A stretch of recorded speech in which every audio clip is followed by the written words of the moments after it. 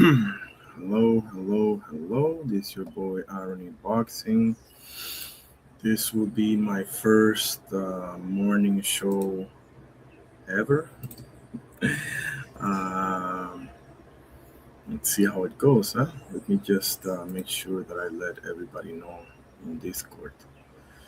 Um, uh-huh. There we go. Okay. All right. So let me double check here. Mhm. There it is.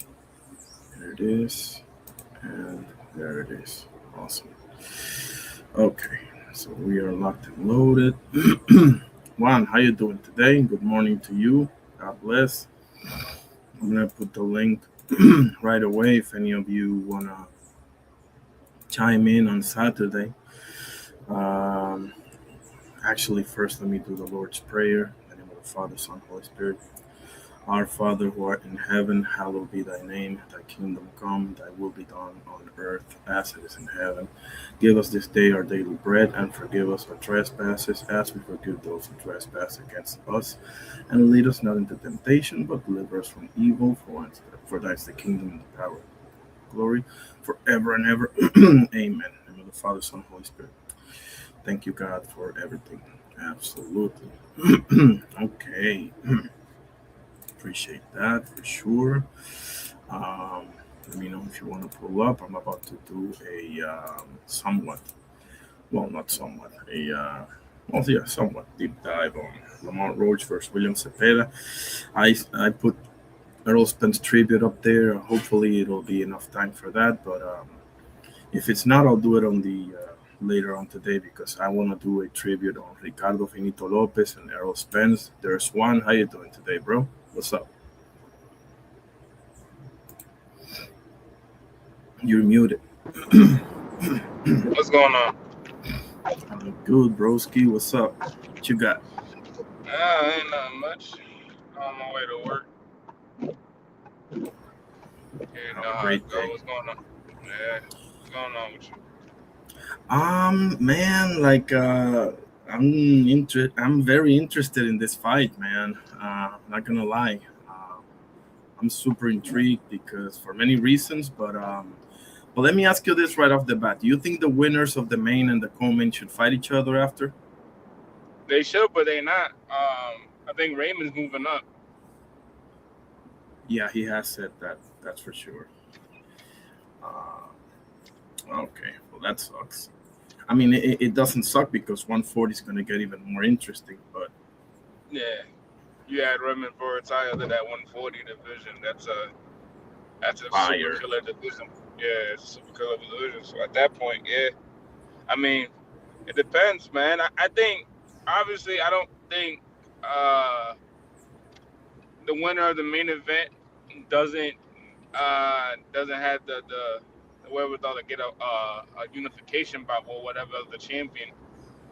I just know that if it's Zepeda or even Roach too, more than likely we're not getting a unification bout with Mason. So I know that whoever is the other champion at 135, that's more than likely that's going to be the matchup for the unification. But it's definitely not going to be Mason. Right, and the thing is that the other champion is going to be decided, as far as I understand, between Kid Austin and Lucas Body. Yeah, I think I think obviously Kid Austin's very good. I don't ever sit there and say he's not. But I think Luca's body is he's on a roll. He's been on a really crazy roll lately. So that's an interesting matchup. And I think they're both Golden Boy fighters. Right. So whoever that favors more out of Zepeda than anything. Yeah, I agree. I agree. Yeah. Um, do you favor Lucas Body in that fight against Kid Austin? I have a 55-45 Kid Olsen. I don't have it 50-50. I have it 55-45. Depends on how Luca's body reacts to, especially the athleticism that Floyd has. Um, I could see him winning, but I could also see him losing because of the athleticism the kid got. Definitely. I think I'm with you. I would put the margin a little bit wider than that, maybe. I want to be careful because Lucas Body has surprised me before, but and it's not like I'm riding Floyd Schofield's coattails either. But I think he's been a little more tried and tested than, or rather, he's impressed me a little bit more than Lucas Body has. But And give me your take on Zepeda Roach, bro. What you thinking about that? Ah, Peter Roach. It's an interesting matchup. I was gonna make a video. I think it was either today or tomorrow. But I was gonna make a video, but you know what? I'm gonna say it here on Irony Boxing. Why not?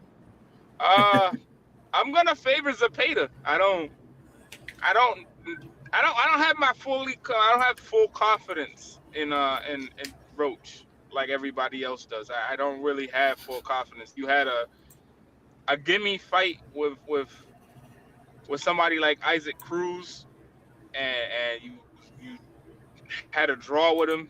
All you had to really do was box, and you didn't even do that. I think Zepeda's a little bit better than Cruz. I think Zepeda knows how to set certain things up. I know he obviously he got 12 old basically by Shakur, but that's a pound for pound great fighter right there. You know what I'm saying? So it's not like Yeah, he was outclassed and outgunned like crazy, but it's just there was just levels to it. I don't know if Roach has enough of the wherewithal to not even the wherewithal, but the punch power and the punch placement to keep Zepeda off of him because Zepeda's gonna show no respect. I know that much. Um, and obviously he's gonna throw 100,000 punches around. So it's interesting to see how Roach, yeah, it's interesting to see how Roach, deals with the punch count and stuff like that. Because I don't think he's ever really faced anybody that throws that many punches. me neither. There isn't that many people that throw that many No, punches to begin with. no, no, um, no. he's faced a couple of pressure guys like Fergal McCrory and obviously Pitbull. But okay, so I got Roach, but there's a couple of ifs here, right? Like he needs to get, in my opinion, Cepeda's respect as early as possible. Hmm. To the body, maybe a jab, something to make him think twice. Now, if that doesn't work, it's not like we're screwed here. No, he's gonna have to fight him like Sander fought Abbas Barau. In my opinion, he's gonna have to box him 90% of the time, and at times go in there and get out of there quickly. Because Roach, Roach. It doesn't take much to get Roach dragged into the kitchen. You know. Yeah, so that's the probably the main reason why I say Yeah. he doesn't win. My main reason because even with the Cruz fight, there was so many things he could have done better, and he just didn't do it until the end of the fight. That's what literally saved the fight for him was that he started doing what he was doing and literally started banking rounds in from like the seventh on. You know what I'm saying? So it's like he has to start getting going earlier than what he's used to because you can do that with a normal boxer puncher, but these guys that come forward and they're they're gonna throw 100,000 punches. That's why I say like Zepeda's not gonna throw 100,000 punches to the head. He's gonna throw 100,000 punches to the body. He doesn't care about the head until later on, and he sees that you're gas. So Exactly. it's interesting. It's an interesting matchup, but I feel like I'm favoring a little bit more Zepeda going that way than I got Roach.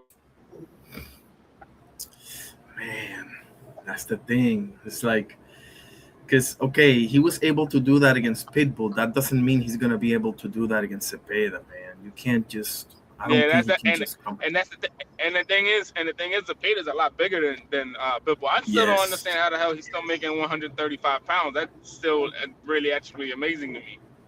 But Yeah. he he's a lot lankier. He's a lot and that to me he's not a lot sturdy. I think Cruz's biggest benefit is that he's real small and stocky, so that benefits him. He has really no neck, but I don't Right. know if uh Zepeda is gonna be able to like find a way in. But if he does find a way in, I see that becoming a very very long night for Lamont Roach. I just feel like his ticket to win a Roach is to utilize the catch and shoot. He's going to have to utilize that move, which I believe he's capable of. But again, like people, here's the main difference between Pitbull and Cepeda, and you're absolutely right. Like Pitbull is hard to hit, but because of his size and head size and what have you. Cepeda is not it's not that hard to hit, but people will often throw one or two at a time. Cepeda will throw five, six, seven right in your face. Hmm. So the catch and shoot. I don't know, man. I'm not so sure. I mean, man, I don't know. It's very interesting, bro. Because uh, go ahead. And so like the stuff with that is it's that it's hard. It's hard to keep that thing off of it. Even when I was boxing, like I always learned like pressure bust pipes. And I learned that in a really hard lesson with Cordell Booker. Like pressure bust pipes, that non-stop punching, and you know how to you find yourself in a way into the inside. Like that stuff is hard to stop. Like it's super hard to stop. And then on top of that, like it's not like Zepeda's not been in there with a lot of dudes that are crafty, like Roach. Like he's been in there with the Tevin Farmers. Obviously, he's been in there with the Shakur Stevenson. And I think that even though Lamont Roach, yeah, put in a great performance with Tank, I think he's a lot less skilled than Tevin, and he's a lot less skilled than Shakur. I think obviously what gets him to where he's at is that he's real gritty, and he's real gritty about the way that he works. You know what I'm saying? So he's not gonna let himself get outworked. But I think if you're gonna sit there and firefight, which he is probably most likely, more than likely, he will sit there and let it become a firefight. You're just Yeah. not out firefighting William Zepeda. Right. Right. Like the worst thing he can do is because listen, to a degree, he had success fighting quote unquote Tank's fight, right? For at least for a while, and you can fall in love with that shit, man. And Yeah. he ain't nah. He's not gonna be. Look, he has a deeper toolbox than Cepeda. I don't think that can be debated, but No, no, no. this ain't the type of fighter to try to beat them at their own game, bro. This ain't the type of guy to do that to, man. No. You Like, gotta, you gotta, you gotta have a game plan. Yeah, you gotta have a game plan ready to set to go. Um, there's only few people that can really do what like Kerr did his last fight was that. You know what I'm saying? Stand there and bang with him and make it miss and make it pay. I don't think Lamont has that skill yet like that. You know what I'm saying? Like I think he has the skills to become a very good fighter and has the skill to like show yeah, off his skill. But it's hard. It's far and few between because I think I've watched Roach fight a couple times even prior to the Tank fight, and it's like he's a very good fighter, but he's not as skilled as these other guys. So it's yeah, weird to say, but he has the skill to like keep you off of him distance. But every single time I firefight, even with McGroy, like dude that didn't even belong in the ring with him, just that was a firefight. For what? Why were you making this a firefight? yeah, yeah. I see what you mean, bro. I mean, well, I guess this is the fight where he shows that he can make those adjustments. I mean, we know that he can make I'm root. adjustments in. Go ahead.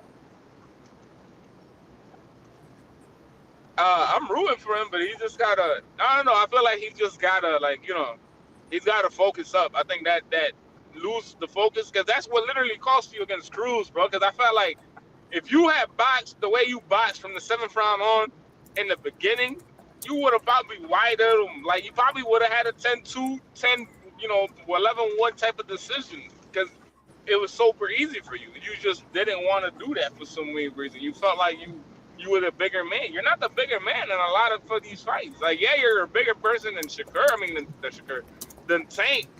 But even then, it's not like, Tank wasn't having success finding his missile to your jawline. You know what I'm saying? So it's like you gotta you gotta understand, man. You gotta play a part, and you gotta find a different fight every single fight. You can't fight the same fight every single fight.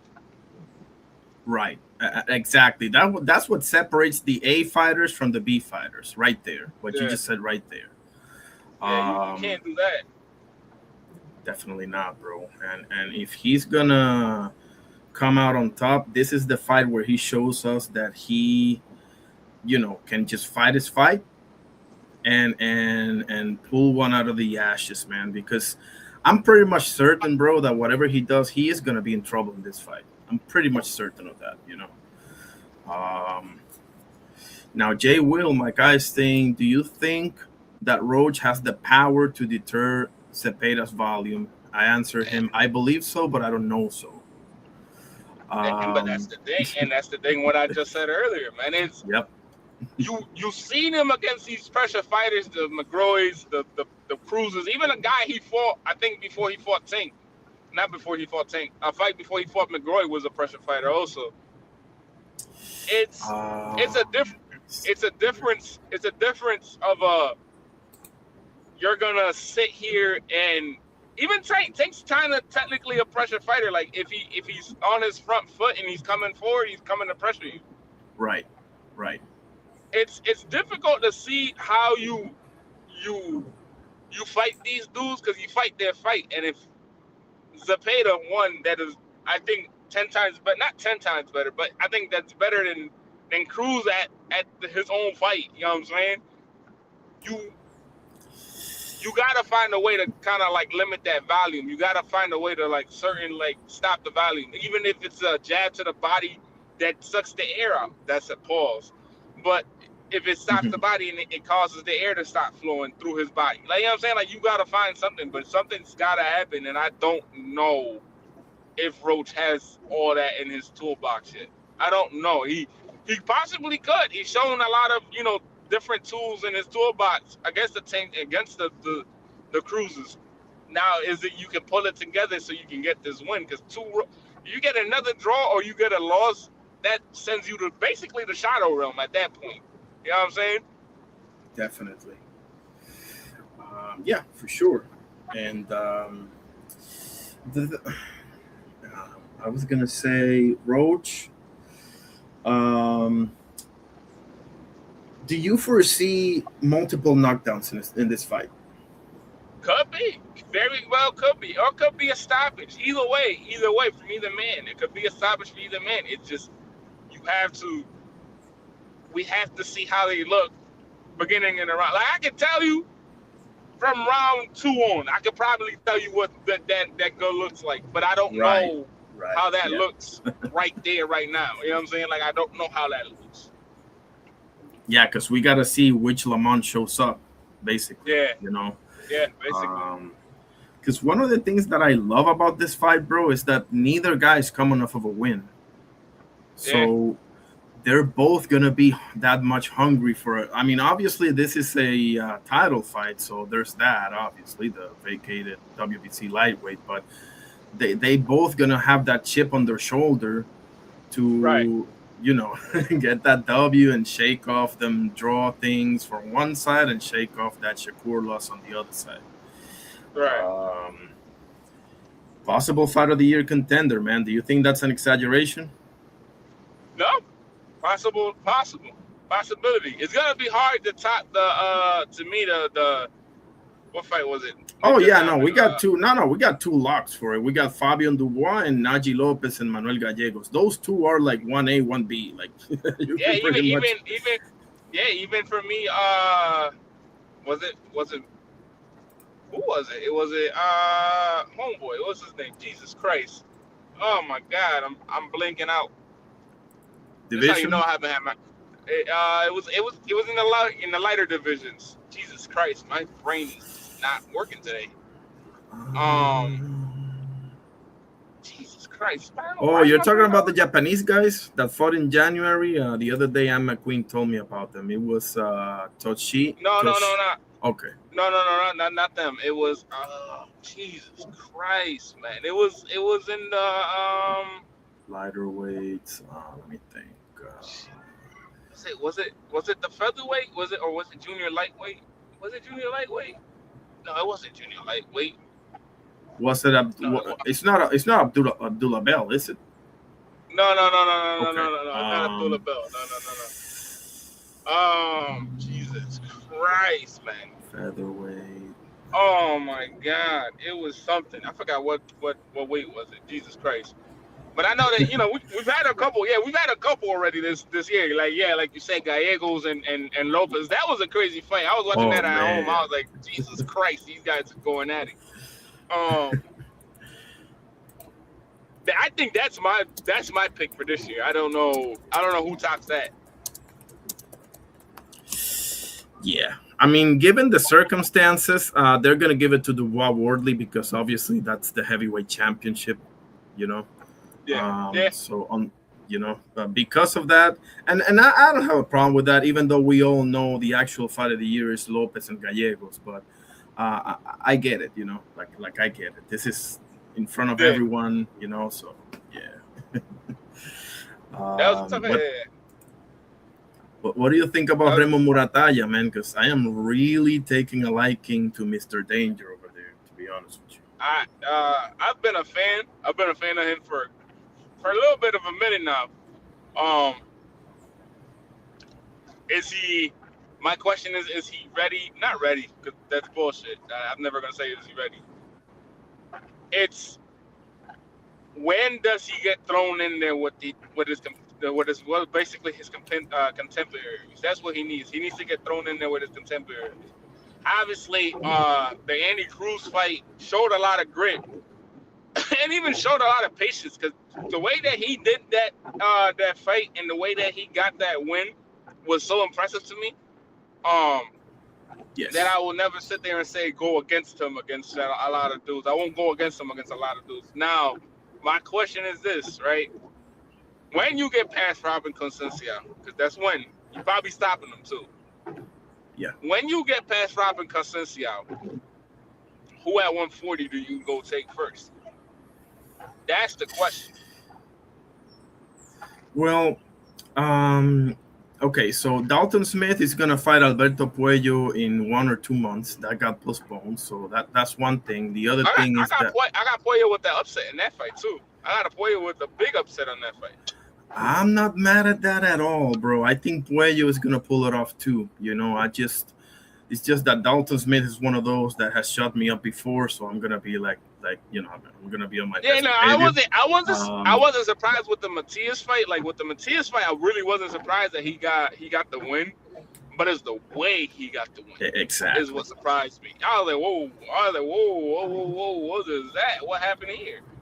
Yes, sir. Um, but Puello's a different animal. Olympic background, stays steady to the jab, stays steady with a game plan that they already have set in mind. Somebody that you're not gonna outgun it, you're definitely not gonna outpunch like that. So it's definitely it's a 50-50 fight if I've ever seen it. I agree with that, and I also agree with our favorite Puello because I just feel like Puello's been in there, including Subriel, but with way better opposition.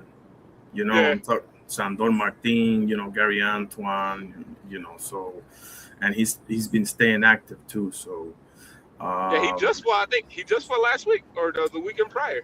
yeah, over in the DR. So Yep. the uh, I mean, yeah, I'm going with Puello, but the other one that I'm looking at is Gary Antoine Russell is in talks with Oscar He's Duarte. Yeah, that's a good Um, fight. I it think is Duarte's actually. probably getting.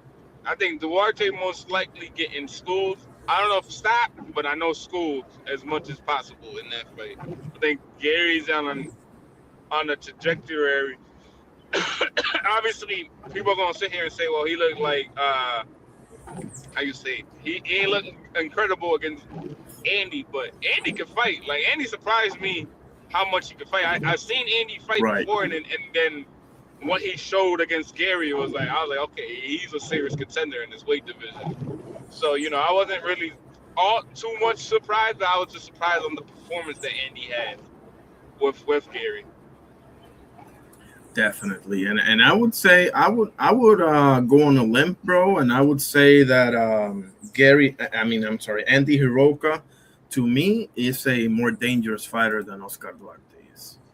Yeah, I would say that. I would say Andy beats Oscar right now. If, Exactly. if they were to fight each other, I would favor Andy. I wouldn't favor Oscar. I think the reason why people are super high on Oscar is the way that he did Kenny.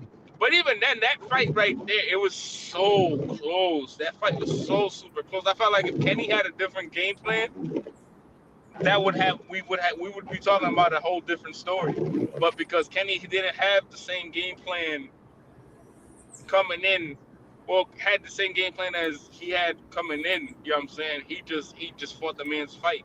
But if he fought his fight, Kenny probably would have maybe I would say nine for him, nine. Yeah, you know what I'm saying?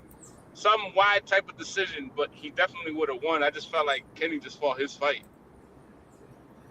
Absolutely. And I remember being so disappointed at Sims in that fight because you can tell like he can really outbox this guy if he stays disciplined. But I saw, maybe I'm wrong, but I saw a lot of maybe fatigue issues in that fight for because for what other reason would you just go to the corner yourself? It's not even like he's cutting the ring off and forcing you to go to the ropes or to the corner. No, he's like at times I saw, and I don't remember off the top of my head, but I remember like seeing that, and I'm like, you're clearly the better boxer. Why would you make the ring smaller for yourself? You know. Yeah, Um, but I've never been high on Duarte. Listen, I respect him, but he is very. he's one dimensional, very very What's one up, Buddha? dimensional. Exactly, and limited too. Like he, puro sur. Sí, sí, me caí de la cama. Literal. Se pasa. Oh man. Cabrón. But but yeah, I mean, let's see. I mean, this is his big opportunity that he should have gotten against Hitchens or whatever. But I don't foresee Russell having too much trouble in that fight. I Yeah. Even actually, even with him fighting like Africa, I just didn't see him doing anything. I felt like literally what we seen against Ricardo Salas this past weekend yeah, is literally what you would have got with if it was Duarte. We would have got that. Like Duarte probably would have got to him a little bit more, but at that yeah. point, like Africa's such a better boxer than most dudes. Is just like, yeah, bro, you not catching the kid, bro. Like you gotta be cut from a different cloth to catch that kid. Yeah, and actually on the flip side, and thank you for saying that, because actually Richardson Hitchens to me is like a much better version of Kenneth Sims in that Yeah. regard. Like he will, we can talk about his resume or whatever the case may be. There's a million things to talk about when it comes to Hitchens, but as a boxer, I can tell you he maintains the same discipline and pace all 12 or whatever rounds. So Hmm. he's not gonna make the fight easier for you. Yeah. Uh, Limos just had the success. I felt like because of his awkwardness, especially like the way that he pressures you. He's very awkward. But even then, yes. it wasn't like he did anything in that whole fight. Like people were like, "Oh, it's a close fight." I was like, "No, it's not." Like you really sit here not watching anything. But okay, we're not gonna argue about that. Yeah, I tell people, I'll sit there and tell people, be like, "Yeah, bro, it's really not that close." And it really wasn't. It really wasn't. Like if you go back, watch the fight, and you really sit there and watch this dude, like he was getting caught in between shots. He was getting caught with certain shots. And I was just like, yeah, no, Rich just Africa just did his thing in there. You know what I'm saying? You gotta be a way better boxer than him to beat that dude. You have to be like a way better boxer than him, because just off of discipline alone, he's just gonna sit there and be his own self.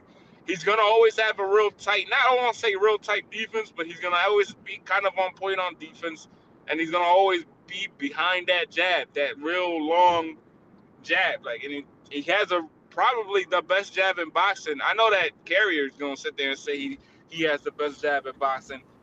I don't believe so. I just think it's Devin, but again, it's hard to go against a dude that literally jab Cambosis to death and then stop him to the body. So it's like, oh, at that point, I can't argue with you on that.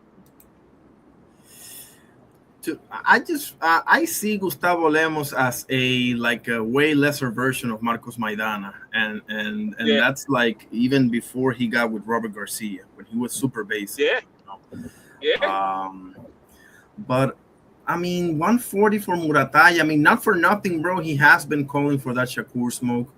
Obviously, yeah. he's at Sufa or whatever. So we'll see how that whole thing plays out because right now, at the IBF, there's nobody there because of Hitchens, obviously. So, You uh, know who I want him to knock off low key though, and I know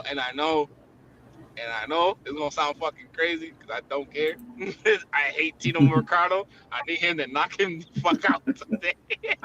I hate that. actually, I want Yo, Shakur to he do that, but sucks. yeah, Oh my god, that kid sucks so bad, bro. Like, why do y'all think he's good, bro? I be like, yo, who thinks this kid is good, bro? Like, he sucks, bro. I was like, this, bro, right? So, Tito's what, 28? I think 28, something 27, like something that. like Yeah. that. Something like that, right?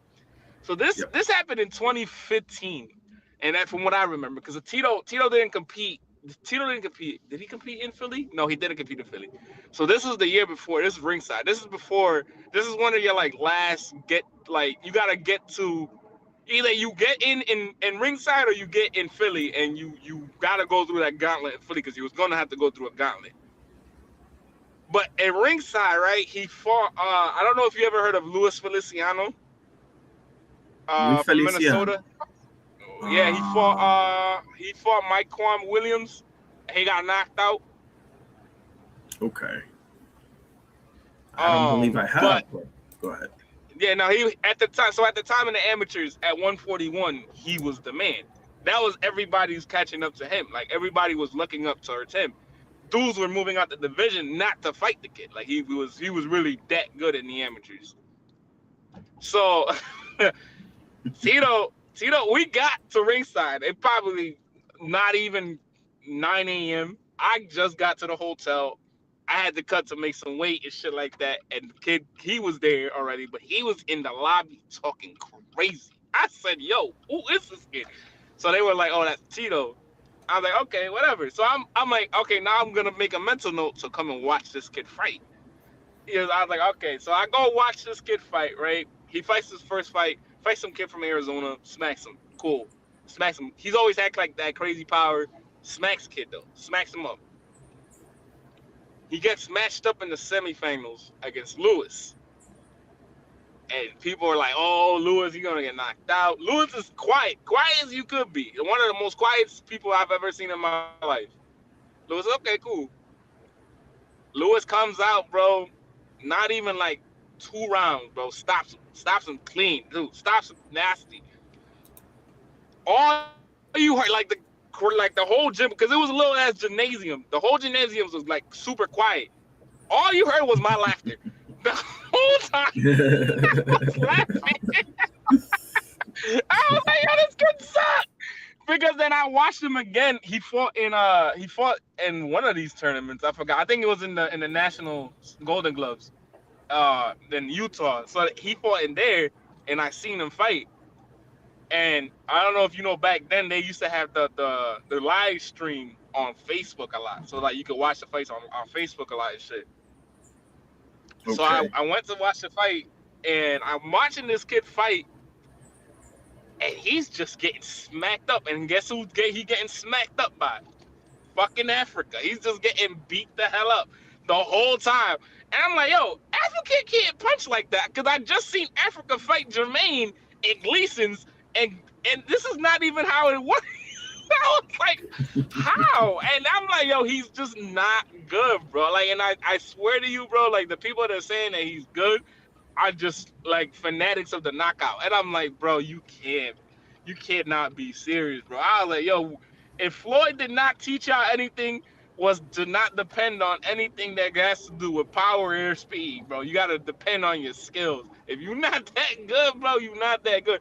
To me, he's just really not that good. He's gonna claim the fame because of the Pedraza knockout. I'm like, bro, Pedraza was like 82 when you fought him.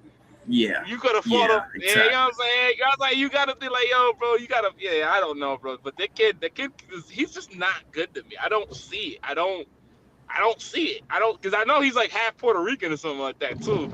I'm like, I don't see it. I don't see it. He's just not good, bro. I'm sorry. Whoever says he's good, bro, y'all gotta throw your eye sockets out the way, because them shit suck, bro. Y'all gotta He get out of here. He's not, he's bro. Like much I'm, more he's much more of a Berlanga Puerto Rican as opposed to a Trinidad, Sander, Calderon, Cotto and it's not even type of that. Puerto It's just Rican. You know. like the skills are there. Like you see them there. He has the skill. He just doesn't know how to put it together. And then the dudes that he's fighting and the dudes that are matching him up, because I know he just signed somebody that signed to the zone as like I the think company so. that Yeah. shows their fight. So I know he's not that good, because if he was that good, you know what I'm saying, you would have been signed by one of these bigger promoters. And all these promoters see the same thing. It's just like, bro, you not that good, bro. I'm sorry. I'm not gonna Yeah. invest money in you if you're not that good, bro. I mean, he is looking to get his ass kicked. That's for damn sure. Yeah, I'm Um, hoping it's Raymond or I'm hoping it's Shakur, but I think it's more Raymond than Shakur. I feel like Raymond probably take the fight just to take the fight. yeah, me too. Like, and it is smart, bro. It is a you don't want your first fight at 40 necessarily to be a top of the line fighter. If it comes, it comes. But if you get somebody, because remember what Boots did, right? He fought Wisma Lima first. That's being smart, man. Like you get your feet wet first. Puro Sur, how you doing, bro? Buenos I, dias. I'm gonna tell you Yo, something right yo, now. I'm yo. gonna tell Go you. ahead, brother. Oh, hey, Pudo. How you doing, brother? How you doing, fellas? Good I, morning. Good morning. I'm all right. For How you doing? sure. How you doing? I'm good. I'm doing good, man. But go ahead, brother. I'm gonna tell you something right now. I don't know if if that fight was for him to get his feet wet. I think if that fight was because I think they either had the date set for somebody else, and either they pulled out, because that fight literally came out of nowhere. I'm like, where the fuck did this fight come from? I was like, where did this fight come from? And it came out of nowhere, because that fight, you don't see something like that comes out of nowhere just to have a fight to come out of nowhere. It's just he just had a Lima fight. I was like, well, where the hell did you come with this guy from? So either you had a fight date already, either with Virgil or one of the other dudes that were in the division, and dude couldn't make weight, or he could have, come in on time, or you already had something planned with somebody else that we don't know, and it just didn't unfold because people, like, you know how it go. Irony, paperwork Yeah. don't come right, dudes don't get paid right, because that Lima kid, I was like, bro, ain't no way, because it was like he wasn't even ranked top 10 prior to that. So I was like, where the hell did he come from? Because that was bullshit. Granted, yes, after the knockout to Boost, he just went and I think to Ireland or something and knocked some kid out. So yes, he can fight, but that fight came out of nowhere. That was an out of nowhere come up type fight. Part of the problem was, I believe back then, Virgil was gonna fight Erickson Lubin. Sander was in line with Abbas, and Fundora, if I'm not mistaken, was fighting either Siu2 or Was Keith already aligned with Thurman. Keith. Yes. So He was that's already. part of the problem. So I think, yeah, Puro, what you got, I homie? know he wasn't fighting. I'm sorry. Go ahead. I know he wasn't no fighting no champ, but go Pudo. Shit. What up? What up? You hear me? Yes, sir. Yeah, we Hey, hear what's you. going on, man? You up early? Irony. What's Yeah, I'm trying to do morning show, see how it goes. You know, damn, bro? It's fucking. What time is it? I woke up early, but I'm gonna go back to sleep in a minute. It's 4 in the morning over here. it's 7:23 Yep. here. Okay, yeah, so not too bad over there where Yep. you're at. Same. It's fucking 4 in the morning, bro. I'm like, damn, irony's on. Oh shit. And it's not cosmic either. Yeah. Yeah, but all good, all good, all good though. Early bird catches the worm and all that good shit. So what's the topic? What's the topic? What's on the Well, menu? I mean, we've covered a few things. Like, my question for starters would be, do you think the winner of the main and the co-main should fight each other? But Who's the co-main? I was gonna ask you that too. Murataya Raymond versus Morataya. Consensao. Who's Ramus fighting in Robson, right? Yeah, Well, Yeah. yeah, in a perfect world, hell yeah. You yeah. know, Yeah, but in a let's perfect get it. world, Let's get it. in a perfect world, we would have got a whole bunch of fights. But in a perfect world, we don't live in, so Right. that shit don't. No, and Juan That, was saying that he's probably going to go to 40 anyway. So, Mm. I mean, he yeah, no, does have an I think interim. Robert already came and said. I think on on that boxing scene channel shit that he does Yeah, I with saw that too. Yeah. Algerian and Malanaji. I think he's already said they're moving up. Yeah, but he also said that before the Andy fight that this was gonna be his last fight Nah, at I 140, and now he's fighting. no, I 135. think Excuse me. the reason why Yeah.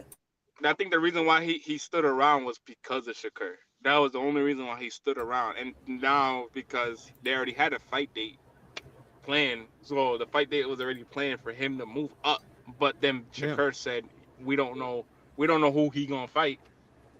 Especially after the Teo fight. So now everybody was like, "Well, where is he gonna fight?" And they were hoping to get him at 135 for his belt to him for at least Raymond to unify if the case may have been before moving up, but obviously that didn't unfold. So now they were scrambling and they got Robinson, and Robinson was the only one to say, "Yeah, let me fight him." Yeah, I will say this: if William wins, which I do expect him to do, like I would say if they're looking to unify the titles, that they would definitely make that fight. I don't think they would. I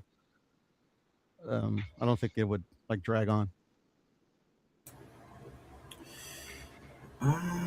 He does. No, I They wouldn't. do I have wouldn't an. because it's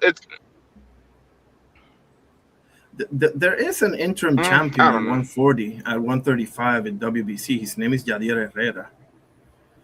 Um, that could Yeah, be interesting. I don't think Murataya will fight him. No, but Murataya is in the IBF anyway. Whoever wins this fight is going to be the champion of that one. So, Okay. Yeah, so that'd probably be like I don't know. I think I don't know. I think if like we said earlier, I think if the stars align, if the stars align, it's most likely the winner of Habib and Kid Austin against whoever wins this fight against Roach and Zepeda. I think the IBF has their own thing. I think the mandatory too. I think Heath mandatory is coming up right after this. So if the case may be that he is finally moving up, he's dropping the belt to move up because he's mandatory would be right next after because he didn't fight Mm. his mandatory. He fought Andy. That I think it was mandatory. I believe it was mandatory. I'm not sure. And then he gets a voluntary defense, and now he has another right, mandatory coming up after this fight. So even if right. the case may be that the stars aligned, they still wouldn't be Mm. aligned like that. Yeah. Well, I could see William fighting Kid Austin since they're at the same promotion. They were both a Golden Boy. Yeah, that's a big fight, and that's a big fight. That's a big West Coast fight, though. That's a real big West Coast fight. You put that smack down in LA or anywhere, like that's a big fight. That would I mean mean, me considering starting to like, all right, let me like, do I want to go? Do I really want to go? Like, do I go to LA and go hang out that way?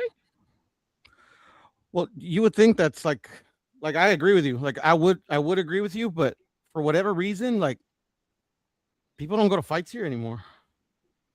Yeah, yeah, Like literally, that's like a lot of I fights don't know. that would be like okay, it's not an LA fight. Like it would sell better than they would have it anywhere else. They have them in different places. Like Yeah, even undisputed fights, bro. Like half the stadium fills up. Where pre-pandemic, bro, it was like literally it was on me versus Irony and the the Staples Center would fill up or the Home Depot Center would fill up. I But don't know that you that's a would main think event fight you though. you I don't know that this is a main event fight though. William and Kid now Austin. you would I have to mean, put that with something else. You would right. have to Yeah, put yeah. that at least on a Ryan Garcia card or something. Because if Ryan resigns, which he's gonna resign. I don't know why he's sitting there saying he's not. He's gonna resign. If he resigns to Golden Boy, or if he doesn't and he starts his own promotion, he could fucking they could make a huge card around that Ryan Garcia fight, and they can put it anywhere in the West Coast. Cause to me, I think Ryan sells best in the West Coast. Like that's his like area of expertise. I don't know what it Yeah, is. I would agree. Probably, you know what I'm saying? Probably all the Yeah, Mexican Americans that live out there, and again, he's from a West Coast, yeah, family and stuff he's a like local that. boy, so it's just Yeah, you know what I'm saying? So it's hard, yeah, which is surprising to me because again, like you guys had a lot of dudes come out the woodwork from Cali. Like you had Fernando, you had Oscar, yeah, you had Shane. Uh, who else? I'm missing somebody. I know I'm yeah. missing No. somebody. I mean, tons. I mean, like you're missing like hundreds, but I get what you're saying though. Yeah, like you had to get. So it's surprising that a lot of people don't follow, not follow, but support. Because it's not about imagine that supporting or fight. follow. Um, Go ahead, go ahead. Imagine that fight in the new form, in the new form where the Clippers play. Like, imagine a fight in the like that would be fucking crazy. That would you would say that'd be crazy. Like that's crazy. Like yo, a fight in the new form like that'd be dope. You know what I'm saying? But it's just Yeah, like you said, like dudes just don't follow nobody no more. That's what it yeah. is. And I wouldn't even call it about that they don't follow because like the same people that I've talked to boxing with years, that I still have fight parties with them. I mean, they're still as interested as they've always been. It's just like live boxing events. They just feel it like I mean the last one I went to, it's been a while. Let me see. The last one I went to was probably Zepeda versus Regis Prograis, but that didn't sell out either. And like I said, like What was that at? pre-pandemic, at the Home Depot Center. Well, it used to be called Oh the Home really? Depot Center, Dignity Health. Oh, okay. And before, like me and you would box like main event, and it is packed, like literally packed. Yeah. Yeah, because I don't know. I mean, I don't know because I grew up across the street. Well, over not grew up, here but is like it's across the street from my dad's house, the stadium. yeah, because over here is weird. Over here, like what did I go to? I went to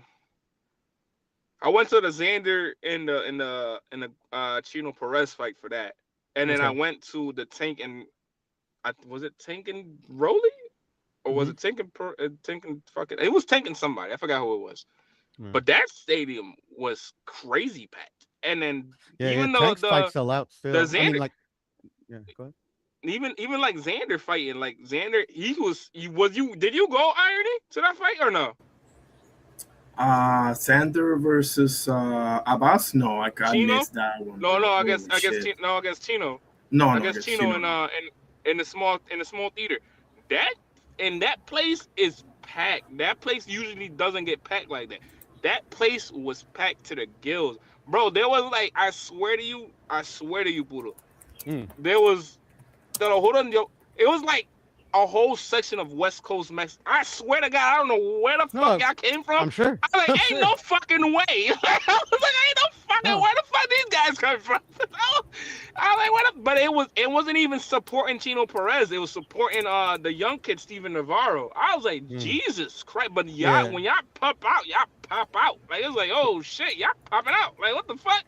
But it was Mexicans packed to the usually on this gills. side of Mexicans usually on this side of the border and on the other side they travel well, like in any sport. Yeah, They're yeah. big So sports fans. But and then also I was gonna say that Xander is actually really, really popular too. Like every time I see him on TV, like his even he's fighting people you don't know, like they get pretty packed. yeah. But Yeah, you know and what it I is think because though? the Puerto It's Ricans are just itching for a Puerto Rican star, bro. That's my Definitely. guess, man. yeah, we No, are. no, no. That's We not a are. We guess. definitely are. Yeah. Because We the are. Canelo We Berlanga fight, definitely are. I thought I was gonna sell like 100,000, like less than that. I thought I was gonna sell like 30,000 pay per views because nobody was asking for that fight. And then I remember watching like these clips on social media about like excuse me, neighborhoods in New York had like the fucking flat screen or the projectors out, and then it ended up selling like fuck, I forgot how much that fucking fight sold. I'm like, The fuck? Well, It I'll was like tell That threw you. me for a 65. loop. It was like 65,000. I'll Yeah, tell so I you was like, this though. holy shit. I'll tell you guys this though. The I was like, they were reality waiting for is, that fight.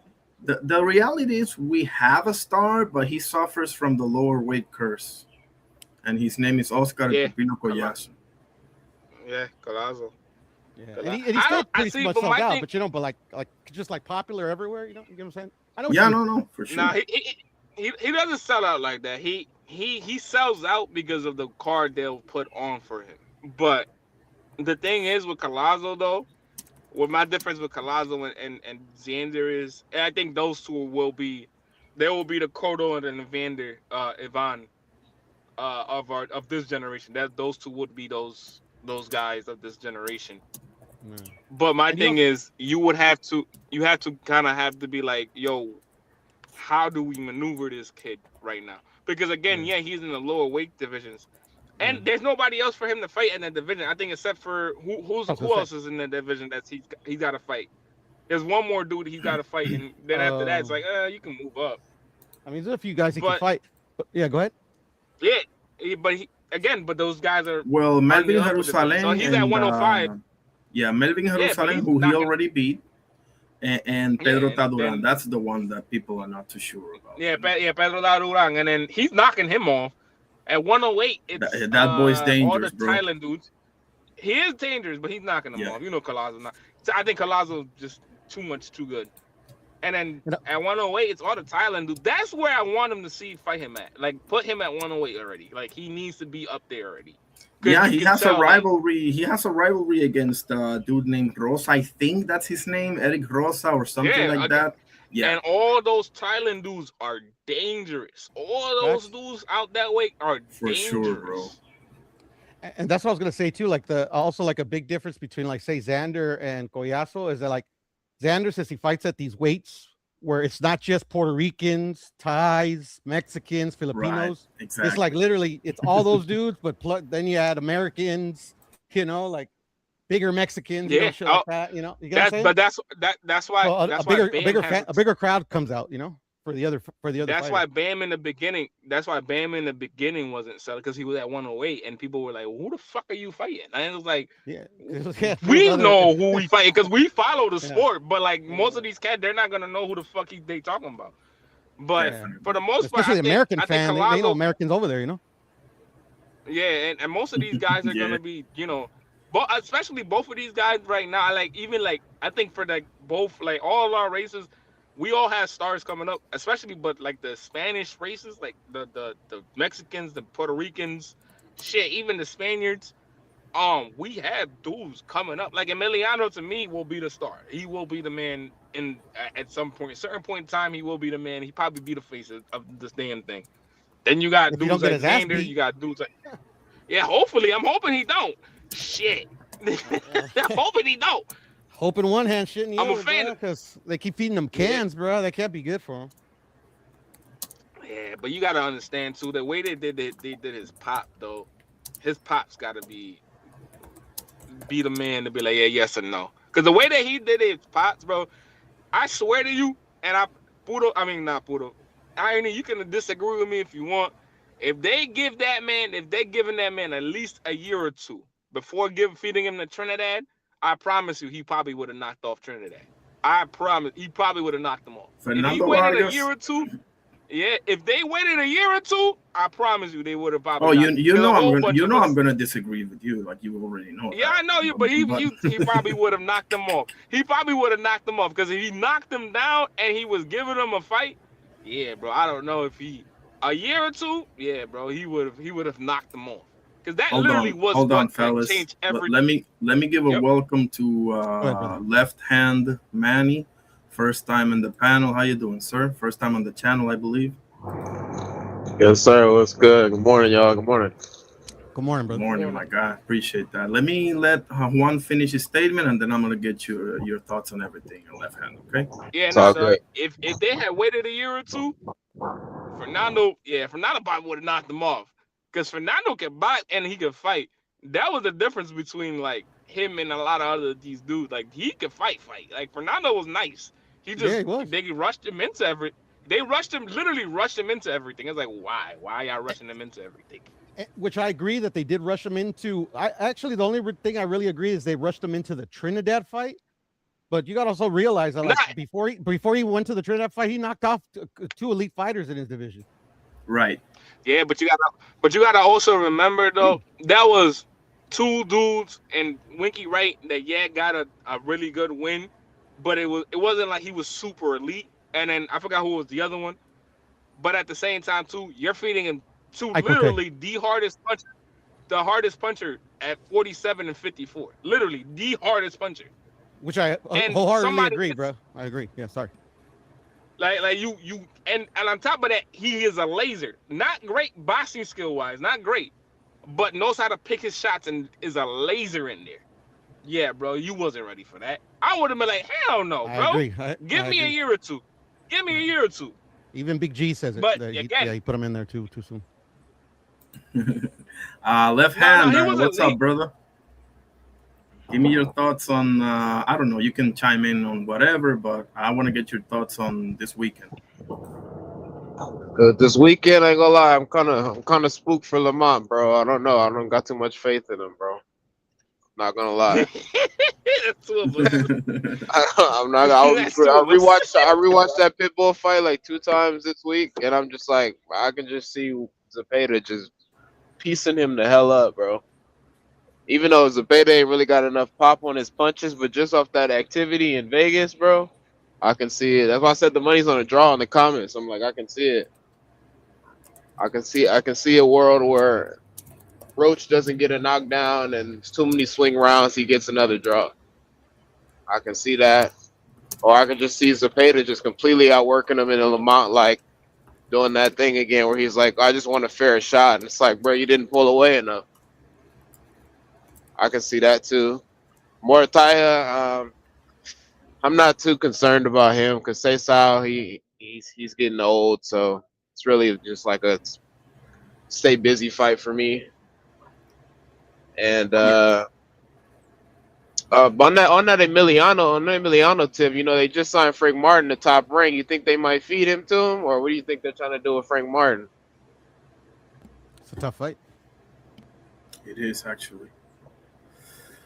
For sure, I don't. That's what I'm saying. I don't know what their plan is with Emiliano because it seems like every time he's in a fight, he keeps saying he wants a former champ, but then they give him another like can, I guess you want to say.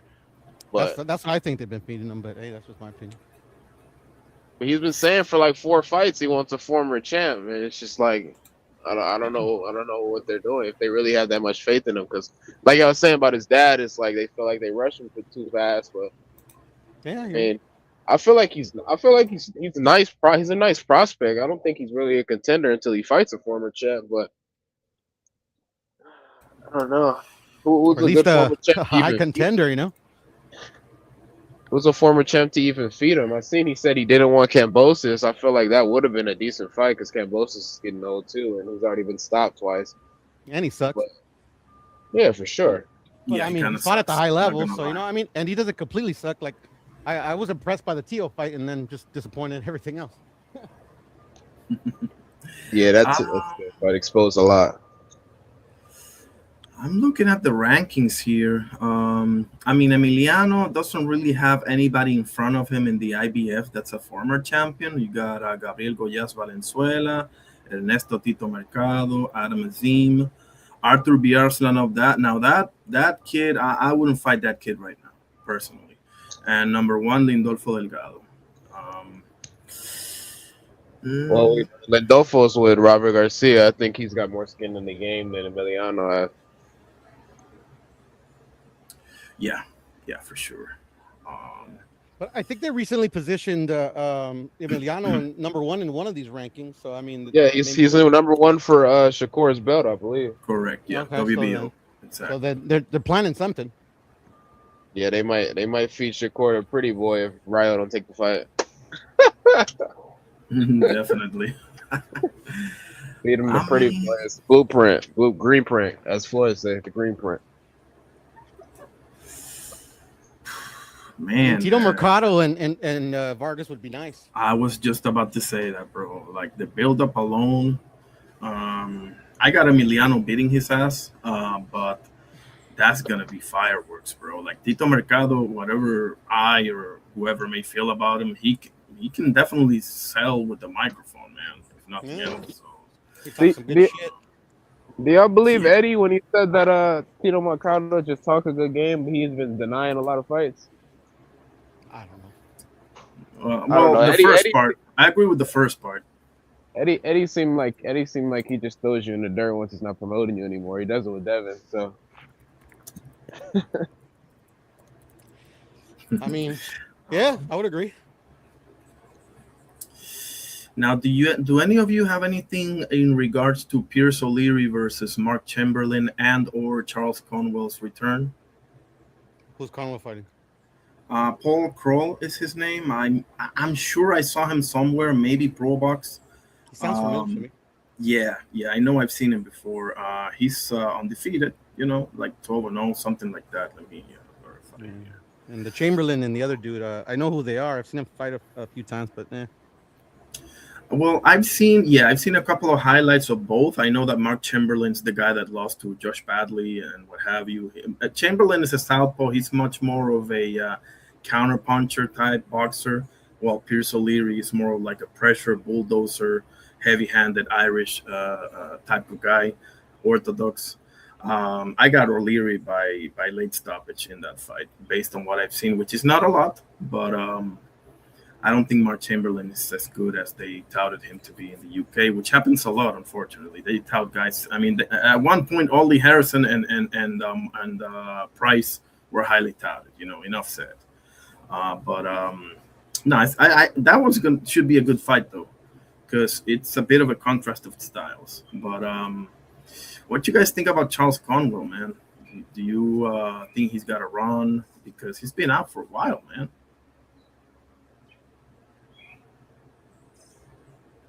I like Conwell. I don't know if he has left in him. And I think the fight since the death in the ring like definitely affected him because he hasn't looked the same since that incident happened. Exactly. In my view. Uh, le- In my view. left hand. I mean that inactivity, bro, it's killing him since that Chino fight. So does he have the confidence still? I mean, he sat out for what, a year, At least. or did Oscar shelf him for a year? That's the question.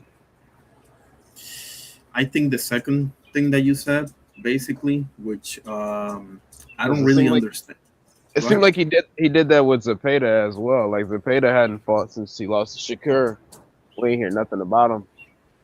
And now he's getting another title shot with Lamont for a vacant shot. So is Oscar one of those that throw you on the shelf once you lose? I feel like he's scared to do that with Schofield because he feels like Kid Austin probably has something as well, but he doesn't want him to lose. Right. Well, in the case of Kid Austin, he has a history of pulling out of fights, That's a which is a fact. nightmare, for a promoter. Yeah, because I mean, who's gonna want to do business with you? In all honesty, if there's no guarantee that you're not gonna show up at the end, that's got to be a nightmare for any promoter. But he does have age in his favor, so we'll see. We'll see about that. Conwell, it wasn't like he got brutally knocked out in the second round or anything like that. That was a tough ass fight against Chino Perez, who's one of those guys that has two, three, four losses, but he has like 30 wins. Tough, rough and rugged, lanky, long dude, very hard, very complicated fighter that throws in volumes as well. Um, I just, I think he will come back with a vengeance, man. I think he's gonna come back with a vengeance and remind everybody why he was once a highly touted prospect at 154. That may be more hoping than anything else, but I don't know. I don't mind Charles Conwell. I don't. I think he's an interesting fighter, and we'll see because this fight is no showcase comeback fight. This guy Kroll, I don't have him off the top of my head, but I know I've seen him once or twice before, and he's undefeated too. He's undefeated, so You guys have any thought on Quentin Randall versus Raul Curiel? Really, those two guys are fighting? Yeah, Oh Lord, no, I got no thoughts. left hand. Okay, maybe it's That's pretty busy. boring to me. I'm not Oh, gonna. Yeah, Quentin Randall is he's just bad, and a little bit to what left hand was touching on. I don't know if Oscar puts fighters on shelves or what, but what I do know beyond the shadow of a doubt, he's a horrible promoter, bro. Like literally, like he doesn't do yeah, any of his fighters, and he does all of his fighters a disservice, in my opinion. I don't know what happened, but whatever. yeah. I agree with that. Like, Zurdo, even Virgil, man. Like, I just feel like people should know more about them. You know. And they do, but it's just they don't. I mean, like Virgil. I mean, every other fighter that has a promoter, whether you agree with how they got their titles or who they're fighting, every one of like the top prospects in their stables like get a shot here and there, like vacant belt or whatever. I mean, but not Oscars fighters. Like it's usually like all late, and then a bunch of excuses, litigation. Um,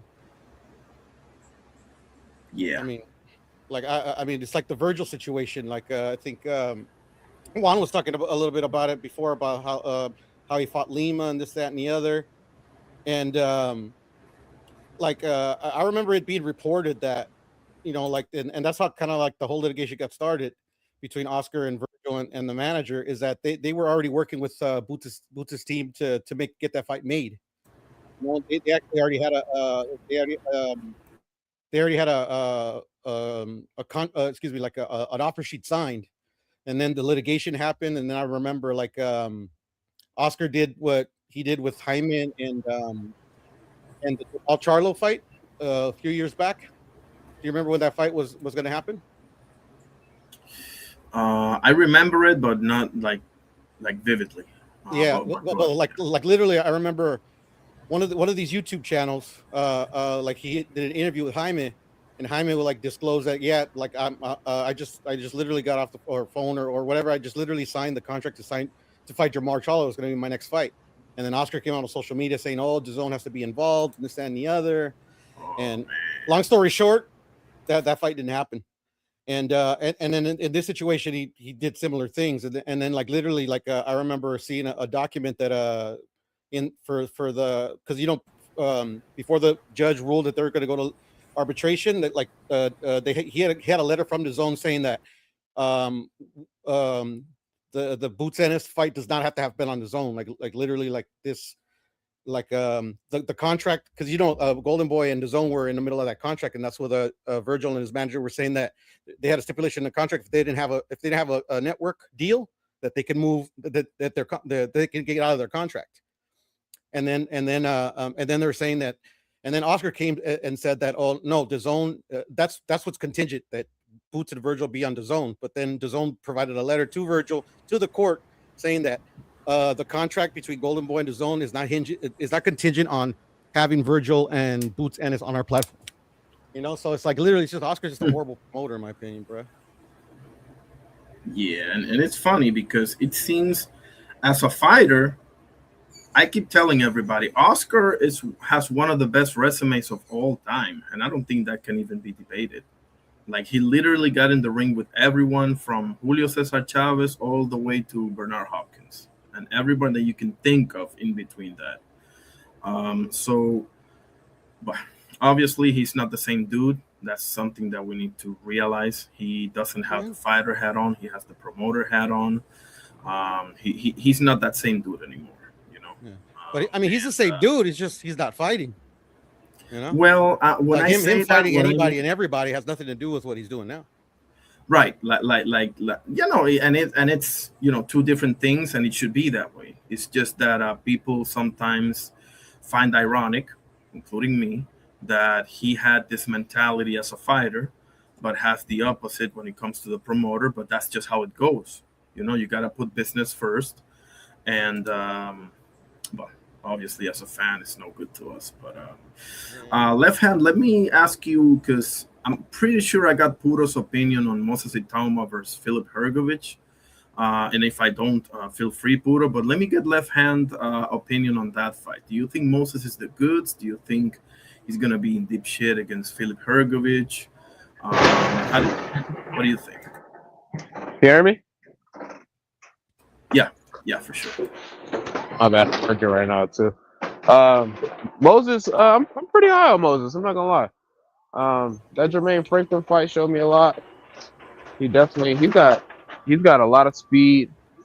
I like his counter game, his full counter game. Um, Hergovich, pretty durable guy, more durable than Jermaine Franklin. But does Moses have a chin? That's my only thing about him in the heavyweight division. Does Moses have a chin? How hard how hard of a punch can he really take? And Hergovich got enough pop to test that. So I'm kind of concerned about that a little bit. Because once he gets up to if he takes that IBF eliminator with Frank Sanchez after this Hergovich fight, which I don't think he will, um, I wouldn't be surprised if he got knocked down. Because Frank Sanchez got some crazy pop as well too. So I'm more concerned about his chin more than anything else. Because I feel like he's got the skills, he's got the looks, he talks a good game. He's young as well. I don't like how they keep comparing him to Mike Tyson, but Yeah, me um, neither. yeah, I just think if he has a decent enough chin to where he's not, Anthony Joshua, once he gets knocked out once, he's just always on the canvas. But uh, yeah, Yeah. I'm looking forward to see what Moses can do in the rest of his career. I think he might stop Hergovich though, maybe by body shots accumulation, because Hergovich can take a punch. He's only been stopped on his feet by, I believe, Daniel Dubois, or that was a decision. I'm not completely sure. Um, He didn't come out of the corner, so it was technically a stoppage. Yeah. yeah. So basically, stopped on his feet, just quit on the stool. So, yeah. So I look forward to see what Moses could do to him. As long as Moses is showing a lot of patience, not falling too much into Hergovich's traps, and yeah, I look forward to this fight. What's that? 2 weeks away? 3 weeks away? I don't have the exact date, but I think you're on point. It's I no think more it's than the 2 weeks same. I away. think it's the same fight as same morning of Rolly Tio. I think it's on the 22nd. Um, Romero Lopez, 22nd. I think it's No, it's the week after. It's August oh the 29th, 20, actually. 29th. Yeah. Oh, okay. There you go. My date's pretty close. Yeah. All right. So yeah, I'm looking forward. I'm looking forward to Moses versus Hergovich. The I'm rest of the card's pretty buns though. I'm not gonna lie. I think Sam Noakes versus Dennis Baranchik should be interesting, but yeah, it's not Yeah, like Varenchik. Yeah, Nagaya. that's the only fight that we know is that one in Moses, but everything else is like kind of domestic. Yeah, exactly. But no, I'm with you. Like I'm high on Moses Itama. His hand speed is something to behold for sure. Um, Hergovich does have a right hand and has been in there with quality opposition. Obviously, Dubois, Zile Zhang, and others. Um, Moses being the southpaw, I foresee him being hit in the earlier rounds. I think if I'm Hergovich team, I'm telling him, try to go at him early, see if you can nail him and see what happens, because the only way to find out is to find out, right? So, um, and him being a southpaw, the lane for that right hand is pretty much open. But I think that Moses is going to show us all that he is the truth, and he's going to come back and just massacre Hergovich with hand speed and ultimately stop him by round 5, 6, no later than 7. But that's just me, though. Um, but hey, I like the fight. I think it makes sense for sure. I do like the fact that Moses is giving us what we're asking, which is a step up in competition. I wish Ben Whitaker would follow suit, but that's a different story. Um, Yeah, I think it's going to be a good fight, though. Now, Moses might go out there and just massacre him in round one, but I think Hergovich might do some things, because we'll see, man. This is interesting.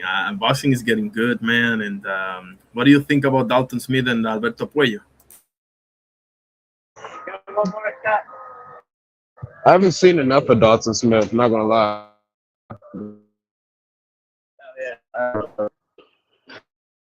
I film and see a domestic boxer. These guys, he seems like he's got power, But Matthias is pretty. He's pretty. He's pretty durable. He's been cracked plenty of times, so I wasn't too surprised that Matthias finally got knocked out. But boxers to see what he would do with Puello. But I was pretty high on Gary Antoine Russell. So Puello kind of just cooked him. To me, the fight wasn't that close. Um, so I need to see what can Dalton do with Puello. I think, yeah, is it like a flash in the pan, one hit wonder type of thing, or are you for real? Because this is the wrong opponent, bro. This is a crafty southpaw that can fight both on his front and back foot, in my opinion. He may not have finishing power, but my goodness, I mean, this is a real crafty guy that has been in there with the likes of Sandor Martin, Gary Anton Russell, and yes, they've both been in there with Suriel. But I just feel like Puello is too much of a box, too much. Puello is going to be too hard of a puzzle for Dalton Smith to solve. Now, Dalton Smith can crack, absolutely can, but I don't see him cracking Alberto Puello. I don't think so, personally. So, what I think is going to happen is Puello is going to get robbed of a decision because let's not forget this fight is in Sheffield, which is his Hometown cooking. backyard. Exactly, exactly, and I don't. This gives me no pleasure to say, but we know, unfortunately, that the UK is known for that. And they just lost a champion in Nick Ball. They're not about to lose another one. Speaking about hometown cooking, did you watch the Crocker fight? I have not, man. I gotta see that one. I missed on that one, but go ahead and cook on that one, bro. That was definitely some hometown cooking because Crocker was. I gave Paro like 4 rounds, bro, and they gave that man they gave 7 on the split decision. I gave that man 4 rounds, and man, it really wasn't that. You rewatch that, that fight was really not that close. Paro was faded after rounds 5 or 6. He was faded. He was not throwing enough. Pros line shots. I just see those scores. I still need to see him, bro, because that was crazy. Definitely gotta see that one, bro, for sure. I appreciate that. Man. So Lewis Croker got robbed in Australia. Man, that sucks. Yeah, he robbed them so they can make a Cambosis fight. That's what Parker was saying. He's trying to make a Cambosis all Australian war. I'm not. I wouldn't watch that, but kudos to Australia if they want to do that, and fine. Yeah. More. I'm thinking about. I seen Xander's back in the gym. I'm thinking about you think he might go straight into a title shot? He might because 160 is literally right there for the taking, and Denzel Bentley just got elevated because Adames and Janibek both went to 68, right? And Lara is like 102 years old, and the other one, who's the other one? I don't think there's another one. So, yeah, I mean, he might get that but not at 54. But if he goes to 50 to 60, he might. We got to look out for Joenly Hernandez. That guy can really fight. That's the young Cuban guy that's training, I believe, with Eddie Reynoso, if I'm not mistaken. And also Amari Jones, I do like. Um, but I would Yeah, definitely Yo-Yo's think, with Hector Ramirez. yeah, and that guy is Yeah. awesome. If Sander can get Denzel Bentley, he can be a world champion on the spot, bro.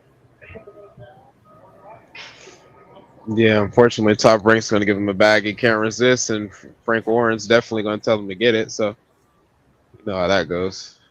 Because Denzel Bentley's with Definitely, Frank Warren, so absolutely. Um, so now let me ask you a very well. Okay, two questions. The first one's easy. The next one might be easy or not. First, do you think AJ and Fury should be at Wembley? And number two, how do you see that fight?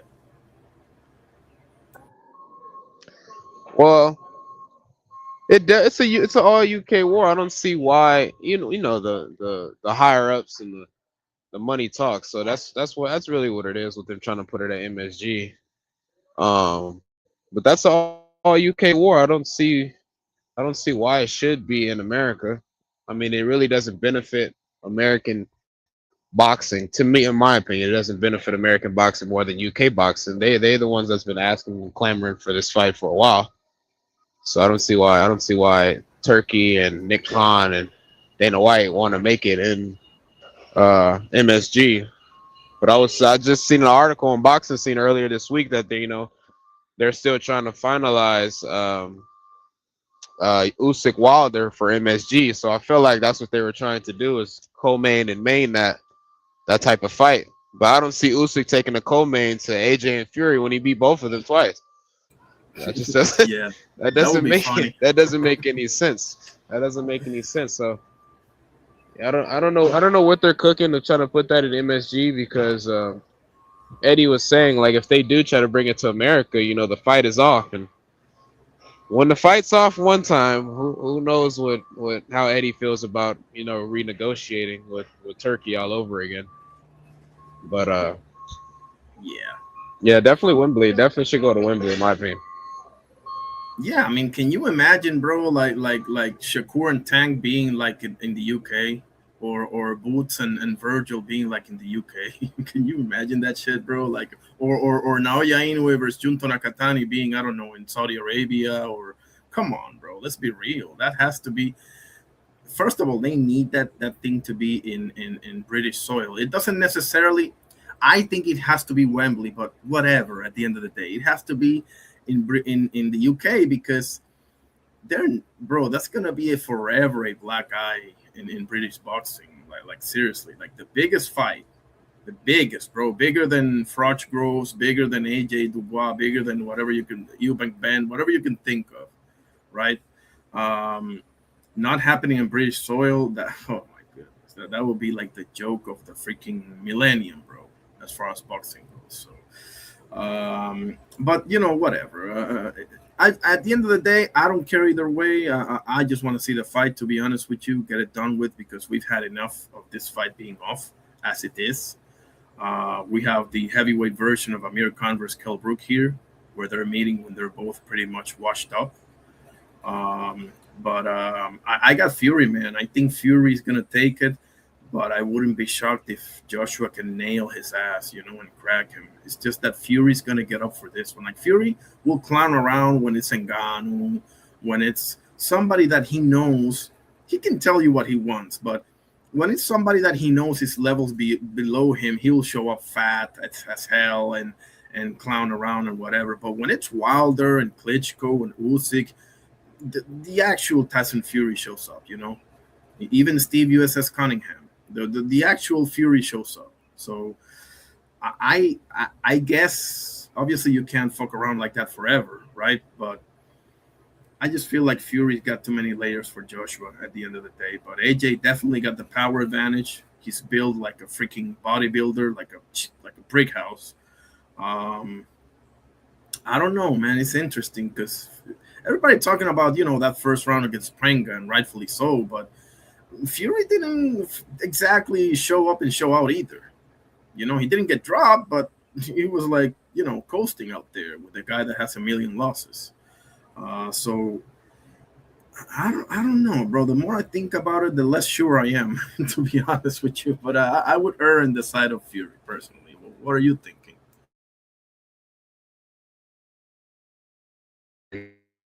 times and coming back. That's my only concern about Fury. Is like, yeah, he does get up. He does get up for certain fights, but I mean, how many times do you feel like you're done with the sport, and then unless you get a big fight, that's my only thing that's concerning me with Fury. And AJ kind of seems like if his 1-2, or I mean his jab or his overhand right isn't hitting, he just looks unmotivated out there. And it doesn't help with Eddie Hearn just saying. Eddie Hearn kind of turns into Tio's dad. It's just like, where's your power, bro? Like he's just like he doesn't know what else to tell him. I mean, like I don't know. It's kind of I'm kind of in the middle about both of them. Like I don't. I mean, I'm kind of having a little more faith because he got Usyk in his camp now. Usyk's trying to teach him how to use his legs, set up certain shots that he probably never had before. So I Yeah, think I'm pulling for AJ. Is just I don't see AJ decisively winning 7 out of 12 rounds if it even goes that long with Fury. Like I don't see that. yeah, yeah. Not even with Ben Davidson, it got really okay. So the second music fight was interesting. Okay, he had some success, or a lot of success in that fight, but um, AJ's best boxing performance was versus Ruiz, the second fight. Andy Ruiz. That's yes, his best boxing performance in my opinion. But I haven't seen anything else before that or after that makes me like more 50-50, 60-40 than him outboxing Fury. Like I don't see that. And that was how many years ago? a Like long time ago. Yeah, yeah, yeah. I mean, both resumes are questionable, if not highly questionable. On Fury's side, the fact that he obviously has that legendary trilogy and tainted trilogy against Deontay Wilder, and his best performance to me was the Klitschko fight. That to me was vintage Tyson Fury, right? But he has changed his style since, like he felt like he had to change his style for Wilder after that first fight. And he had success in the third fight, obviously, an all-time great fight as far as I'm concerned. But he's been fighting kind of like that ever since, kind of like a George Foreman type, as opposed to a Muhammad Ali type, if I can make the comparison just off of the style, right? Like a much more bulldozing, pressure fighting. Yeah, he will show you his boxing, but I just feel like he has overexposed himself by changing his style. Again, that style change worked for Wilder, but as Fury, as a fighter, I believe that it ended up probably hurting him more than if he didn't. But I could be wrong about that, man. You cannot argue with the results. And on the AJ side, like, come on, let's be honest here. While Tyson Fury was fighting the scariest puncher since Mike Tyson and Lennox Lewis in that division, his name is Deontay Wilder. You were fighting who, bro? Otto Wallin, Robert Helenius, Jermaine Franklin, Franz Ngannou. Now, granted, both fought Ngannou. Okay, they both did, so they're both guilty. But it doesn't feel like he. I don't know, man. I feel like AJ should have fought Wilder, man. I don't like that at all. But man, I just listen. I'll believe it when I see both in the ring. Not even when it's official. Not even when they start Tyson Fury calling him a dosser or a shithouse or a his choice words that he loves to use. Like dosser. I think is his favorite. I don't even know what that means, but it's probably not something positive. You nah, know. nah, definitely not. I mean, it's the business, bro. I'm not gonna lie. I think like yeah, we should have been got this fight for sure. But it seems like anytime that somebody tries to bring it up to Eddie, he's just like, nah, that fight's not big enough. And it's just like, well, y'all had the opportunity to even make the fight when Deontay wanted to sign to the zone, but AJ wasn't even on the table. And it's like, geez, well, when are we gonna get it? Are we gonna get it? I mean, he even called him out after that Unk on Unk fight when with Chisora in April. And it's just like Eddie's like, nah, we're not interested in that fight. I'm like, but you call Wilder, but you say you're not interested in the fight. He's a tune up to Fury, in Eddie's words. He's a tune up to Fury. But well, why not make that? Why even make the Pringa fight? Like, is it the possibility of AJ getting knocked the hell out and we get a fourth Tyson Fury Wilder fight? I don't even think Wilder would take another Fury fight. I'm not gonna lie, it's gonna mess up his documentary if he takes that fight. Right. So Right. I don't know. I'm kind of feel like we're not gonna get that Wilder AJ fight. I feel like the time was there when the time was there. That's like the same thing that I'm concerned with, like Devin and Shakur. I feel like that time was to make it at 135, but now it seems like they're just gonna always be a weight class apart, and it's gonna either one always be at a catch weight, or Shakur is gonna grow some balls and stop saying you're too big, and just do a Floyd thing, bro. Just take that one off and just fight there. Let you just be the smaller guy. Yeah. Yeah, for sure. Well, in the AJ, what you said about AJ, it's true, but I think taking into account what happened to him over in Ghana, I think it was with the accident and everything. I guess they just wanted to have one more before Fury because, not for nothing, fighting Magmudov, it's a little better than fighting Jake Paul.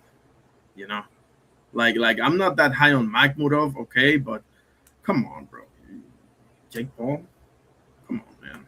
Like Tommy Fury has to win over Jake Paul.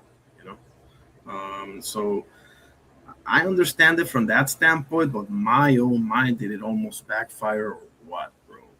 Like holy shit! You're gonna okay? Let's be honest here. Show hands. Who nearly had a heart attack in that first round against Pringa? Type thing. Let's be honest here. But Bro, they slow mo that uppercut, and I was like, there's no fell from that. I'm telling I you, was like, bro, shit said, bro, he didn't have no hip movement into that uppercut or no leg leverage at all. And AJ just fell to the floor. I'm like, Tyson will hit you with that same thing. Fury will hit you with that same thing, and you'll fall. yeah, yeah, because Fury knocked out Dillian White with an uppercut, with a beautiful uppercut. So, yeah, nah, I mean, we'll see, man. If Tyson Fury goes in there serious, I think I don't see AJ being able to do much against him. But I don't want to write AJ off, man. Like it is interesting, man. It is interesting enough. We should have gotten it, yes, but I just want to see it, man. I just feel like this fight has got to happen, bro. It's got to happen. It's gonna be another Maypac or Amir Khan Lee Kelbrook, but it just has to happen, End the story, you know. What you think about Mbili and Canelo?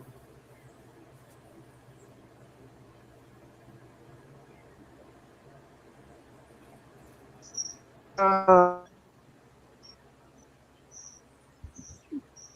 Billy. I think this is gonna show if Canelo has been coasting for too long, or if this is gonna show if people still are scared of Canelo and they just respect him every time they get in the ring with him. I feel like that's been happening for his past like 6 opponents since everybody after the last Triple G fight seemed like they've gotten in the ring and just respected him too much. And yeah, they probably weren't on his skill level, but Canelo won't even throw anything monumental for the other half of the fight. So for me and Billy, if he's coming there with full pressure and he can take a Canelo shot, if he can outwork Canelo, I don't see no problem in him not winning this fight. In my opinion, I think it's an outworking thing. Like I said, Canelo coasts a lot. He's like, all right, boom. If I can get a knockdown, if I can win at least these first five and get a knockdown, I really don't have to do too much. The judges are just going to give me the rounds anyway.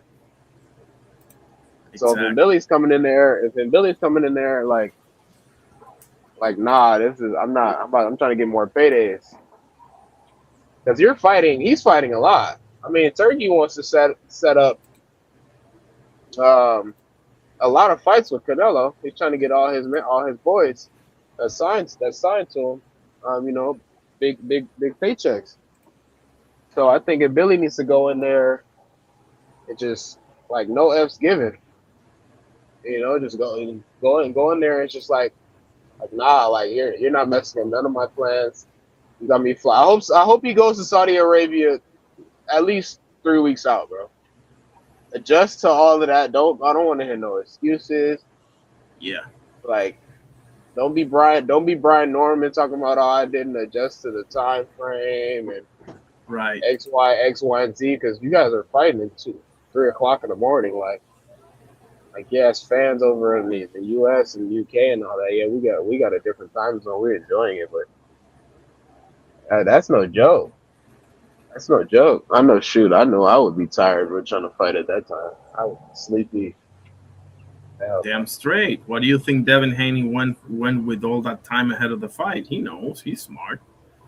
yeah, And it showed in the it's fight. because he's been there. That experience showed he's been there. He went to Australia 2 times. You know, he's learned from the greats. To when you gotta go to a place you don't predominantly live at. You have to adjust to these things, bro. You can't just go there and it's like just think it's just a fight. Like, nah, it's more of that. It's that mental game, you know. So, Absolutely. and yeah, so hopefully, if Billy goes in there, he's not selling me that he necessarily is going there to lose or anything like that. But in the press conference, it seems like with the language barrier, it seems like he's willing to fight. Um, I wasn't impressed with the way that him and Lester fought. It was a good fight for the fans, but I didn't see any technique in either one of them. I agree Just 100%. it seemed like that both their coach. It seemed like Bomac was just telling Lester like, "Nah, you got to just basically keep doing what you're doing." I was listening to it, and I'm just like, "Bro, there's no separation. This is the easiest draw you can call. This is Yeah. like nobody. It's like the same thing with I don't know if you watched Super 9 on Sunday Yeah, with definitely. I Wallen covered it. with Wallen and Serenko. Like nobody was pulling. I mean, he wasn't pulling away, but it was obvious in a way that Serenko was definitely getting the better shots off. But they were tap tap tap tap tap tap tap. They weren't doing too Yeah. much. And Lester and Billy were just throwing overhand, body shot, overhand. I'm like, nobody's gonna back up and jab, 1-1-2, 3-2, nothing like. So I don't know. And Billy's he's got a lot of dog in him, but he might just walk into a big shot with Canelo and he maybe never recover. We might see a Canelo knockout after a while. Like I feel like that's possible. Absolutely. And you just laid out all of the reasons why I think this is going to be a massacre by Canelo. Now, obviously, I understand that he's coming off of a injury, of course, and he's not getting any younger. His past performances haven't exactly been, impressive, and I agree. A bunch of them have been too much respect, like Skull, Berlanga, Munguia, John Ryder, you name it, have all shown him way too much respect. Yeah, yeah. Um, and I think Mbili will go for it, but I just don't think Mbili has what it takes. Like I've never seen Canelo in trouble with somebody that fights like Mbili. It's actually quite the opposite. Canelo's best highlight reel knockout. If you want to say it's Amir Khan, feel free. But to me, it's James Kirkland. To be honest. Yep. Yep. And he massacred Alfredo Angulo and Avni Gildirim. I mean, Canelo's trouble is, obviously the top of the line, but boxers. I don't even have to go to his losses or Triple G. I can tell you Lara being one of them, Austin Trout being another one, Danny Jacobs to a degree being another one. Like those are complicated fighters, but just a guy that comes forward with, okay, granted, he has somewhat of heavy hands, and Billy does, but he's too easy to hit, and he cannot operate on his back foot at all. And I just feel like Canelo is too simple for Canelo, man. You know.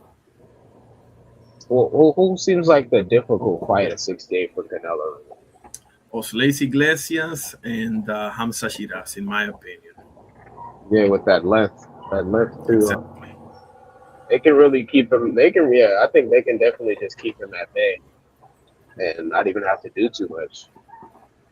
Exactly. See, Canelo doesn't. He doesn't.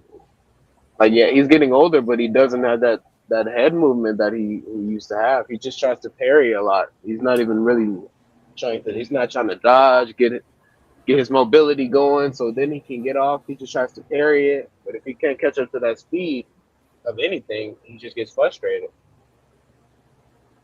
So, yeah, interesting. Yeah, Shiraz probably. Yeah, Shiraz, Iglesias. I mean, I wish, because you were saying Adames moved up to 68, but I just seen him put on Twitter that after he was in negotiation with Iglesias that he ran. And he didn't take the fight, so we're not getting that fight no more. So I don't know what Adames is gonna do. I mean, if he misses out on Iglesias, I mean, I think Janibek is serving a suspension. But I was gonna say, man, if there's ever a time to make Janibek an Adames, the one that got away at 60, right, for so damn long, it's now. Yeah. But there's no shortage of opponents. Diego Pacheco just won. Maybe that's a good one. Maybe Bruno Suras. Maybe 168 is getting interesting, man. Is Pacheco ready for Adames though? Like, I don't think so, personally, and I'm not high on Pacheco either at all, not even a little bit. But I mean, if I'm Pacheco, I'm trying to get Resendez or Munguia. And he was smart. See how everybody's calling out Munguia? There's a reason for that, right? Like, he's the no disrespect. I mean, I don't like him, but no disrespect. He's the most accessible champion that there is at 68. Ain't nobody calling Iglesias out, So I think they might got a fight for Munguia on another card already. He's just quiet about it. Matter of fact, Roy Jones, he has that podcast with all the smoke. on the smoke with Andre Ward, and he slipped up and said that he's fighting Kevin Newman on the Canelo card. He slipped up and said that, I think, like last month. Okay. He slipped up and said it, and nobody took the clip and put it on Twitter. And I'll be calling to these shows and letting them know, and they're like, "That's not official news." Like, Roy Jones said it. He's his trainer. So now, once it comes out, then it comes out. But I low-key think I don't think Kevin Newman's. I'm high on him either. But with what Munguia showing me, he's kind of being a boxer now. Newman's too patient for me. He's decent, but he's too patient for me, and Munguia might just easily outwork him. So I'm not high on that. That's gonna be in Saudi too. Newman hasn't been to Saudi. He hasn't been in that environment. He's been doing a lot of catchweight fights. So can he even make 68 without no trouble? He's been doing like 172, 170. Can he make 68? Interesting. So that would be a voluntary, right? Because I don't see Kevin Newman anywhere in the rankings. Yeah, that's a voluntary. BBC cooking. BBC gotta be pissed the hell off, bro. They missed out on 2 fights this Saturday with Charlo and Fulton, bro. They gotta be fuming. Oh, don't get me started on Fulton, bro. Yeah, so a homie of mine started calling him full-ton. Like, he's full as hell, bro. I mean, it's on him though. It's obviously, bro. From what he's been saying, it's obvious that Yes, he is a fat boy. Like he eats too much. He says it himself. But bro, you gotta. I mean, you're a professional, bro. I'm sorry. I gotta be hard on you. If your coaches ain't hard on you, then as a fan, I gotta be hard on you because you, in a way, he had the world. He had the world in his hands before the Inoue fight. Definitely, He bro. had the world in his hands, and ever since then, he's declined a lot. I like the second Figueroa fight. He looked good. Yeah, So me too. Figueroa is a great win on his resume. He got that Nick Ball knockout. He hasn't really slowed down. I think he's fighting on the Canelo card too. Maybe they don't know the opponent, or he might be on the Fedora card or the Pitbull card in the fall. Yeah. But um, I don't know. Al Hammond might show Fulton. He might show him low key. I mean, he pretty much doesn't have a choice, right? Like, If and the Foster bat. didn't, if Foster didn't take that fight with Fulton being overweight when he was back in December, Fulton would likely be shelved because this would be his second time in a row not making the weight he's supposed to. Definitely, definitely. And the bad thing about it, bro, is that I was actually looking forward to the actual fight, bro. Fulton versus Liam Wilson was a fight that really was interesting to me because, okay, Fulton, like you said, like those wins against Figueroa, especially the second one, is aging like fine wine because Figueroa is a champion now. And also his win over Angelo Leo back in the day. But the Liam Wilson's one of those dudes, bro. Rough and rugged, gave Navarrete hell. It's a tough cookie, tough customer for anybody. So I was telling people, don't be surprised if this fight right here steals the show. Yeah, I had Liam on upset watch for sure. Absolutely. Um, I do have to go now, bro. I trust that you subscribe and everything. And this was an awesome talk with you, man. And do you have any closing statements, bro? Nah, bro, appreciate the good dialogue, champ. Yeah, I was just at work, popped up on my recommended, bro. So yeah, for sure, been subscribed, liked. Know what I mean? So God bless, bro. God bless you too, man. And you have a great day. Appreciate you. You too, champ. All right, brother. All right. This is my brother, Left Hand Manny, joining us in the channel and in the panel for the first time. Needless to say, like I told you, you're more than welcome, bro. And God bless you. And I hope you have a great day at work. Same for my brother Puro Sur and Juan that joined us and the panel as well. Shout out to Cam J Network, my brother. Didn't I make you a mod here? Hold on. If I didn't, I'm gonna make things right now because I'm usually at nights, but I ain't gonna lie. This is nice. In the morning, you chop it up and you start your day with good boxing talk. So I'm taking a liking to this schedule right here. There you go, Cam and Puro and Left Hand Manny is now a moderator as well. Okay, there we go. Awesome. So we got most of the votes were for yes. One vote said no as far as the main and the co-main um, should fight each other.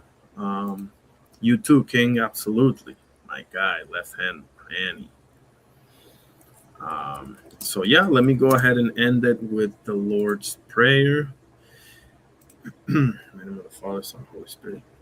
Our Father who art in heaven, hallowed be thy name. Thy kingdom come, thy will be done on earth as it is in heaven.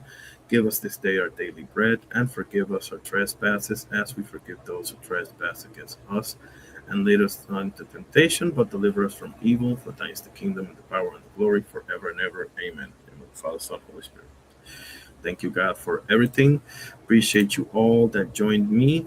Everybody have a great day.